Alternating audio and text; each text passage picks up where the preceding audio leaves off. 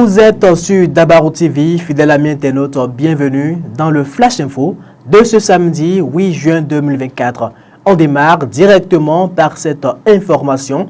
Ils sont au nombre de 5 ressortissants nigériens à avoir été interpellés sur la station terminale du projet Pipeline Export Bénin-Niger à Sémékodi.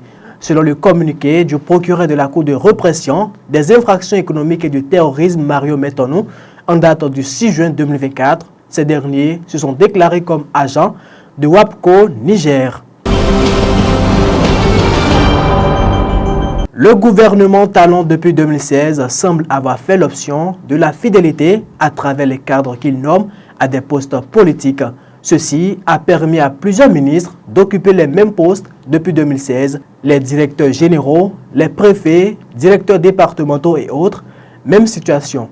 Cependant, cette option engendre depuis 8 ans la routine, l'inefficacité des cadres et surtout le mépris des soutiens politiques. La campagne pour l'élection des représentants des professionnels des médias à la haute autorité de l'audiovisuel et de la communication RAC se poursuit.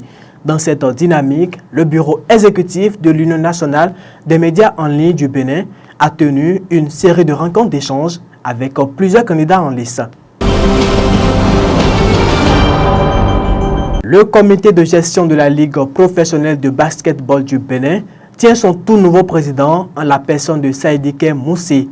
Il a été plébiscité à ce poste par les membres du comité exécutif de la Fédération béninoise de basketball pour prendre les rênes de la Yuzu League Pro de basketball. Hors de nos frontières à présent, au Niger, une nouvelle audience est tenue ce matin à la Cour d'État autour d'une éventuelle levée de l'immunité de Mohamed Bazoum pour pouvoir le juger, notamment pour la haute trahison. La plus haute juridiction du Niger, créée après le coup d'État, avait renvoyé l'affaire à ce vendredi pour répondre à une demande des avocats du président renversé. Au Gabon, pour mettre un thème à ce Flash Info, parmi les 1000 recommandations du dialogue national inclusif tenu à Libreville au mois d'avril dernier, il y a la suspension des partis politiques. 2 mois après, cette recommandation reste très contestée. Les partis politiques estiment que les participants au dialogue ont pris une décision exagérée parce qu'elle viole la charte de la transition et les autres lois.